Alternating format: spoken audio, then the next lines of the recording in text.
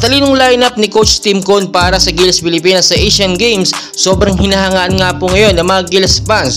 Biruin po ninyo, sinecured na nga ni Coach Tim Con ang 4 na star player ng Gilas Pilipinas natin. Naturalist player natin, number 1 si Justin Brawley, na kahit kakagaling lamang po sa injury ay talagang gustong-gusto makapagbigay ng karangalan at lumaban dito sa Asian Games. Pangalawa, itong si Scotty Thompson. Pangatlo, si Japet Aguilar at si Junmar Fajardo, which is nakita naman natin ang ganda ng performance na pinakita dito lamang sa kakatapos na FIBA World Cup. Ngayon po, dahil matatangkad ang ating makakalaban sa Asian Games at nakita nyo naman number 1 dyan yung kupunan ng China, matatangkad talaga, ay kinakailangan natin na magagaling na shooting guard or mga shooter.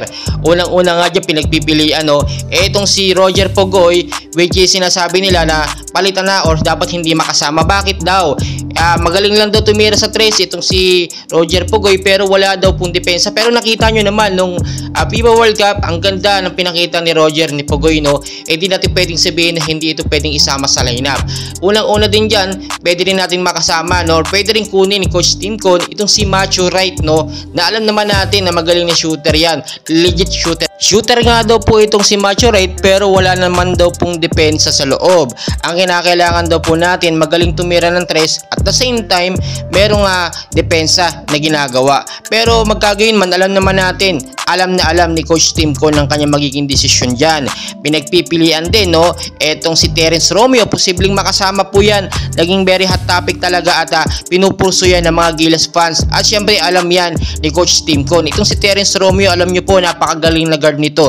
Tamang-tama, perfect talagang pamalit ito kay Kiefer Avena. At nakita naman natin marami nang napapatunayan ito nang lumalaro ito sa PBA. Hindi lang ito nagamit ngayong FIBA World Cup dahil desisyon na rin po ni Coach Chot Reyes. Kaya ngayon talaga matalino at talagang very unexpected ang mga lineup ng Gilas Pilipinas natin sa pagko-coaching nga po ni Coach Tim Con. Biruin po ninyo, ngayong week po na ito magsisimula na nga po ang unang practice ng Gilas, and hopefully nga po sana mabuo na ngayong week itong final 12 ng Gilas Pilipinas para makapagsimula na sila at magtuloy-tuloy na po ang kanilang practice para mabuo na rin ang team chemistry na kinakailangan sa team. Ngayon po, itong namang si Renz Abando at si AJ Edo nasa Pilipinas pa po. Hindi pa po sila umaalis at inaasahan po natin posible rin sila makasama sa final 12 ng Gilas Pilipinas kung ano man yung magiging update sa kanila.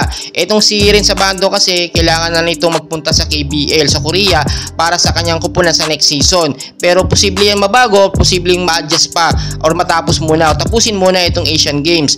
Itong dalawang young Gilas player natin ito na si AJ Edo at Renz Abando, ang gandang performance na pinakita dito sa FIBA World Cup. So gusto ulit natin mapanood yun at makita ng live. Well guys, abangan natin yung mga next update, and please yung suporta natin dito kay Coach Tim Con. Wag po nating i-bash kung manalo man or matalo, wag nating i-bash. Wag nating isisi sa coach ang pagkatalo ng Gilas Pilipinas. Meron talagang nananalo, merong natatalo sa laban. Well guys, patuloy ko po kayong i-update, and please huwag niyo pong kalimutan mag-like and subscribe for more Gilas updates. Maraming salamat.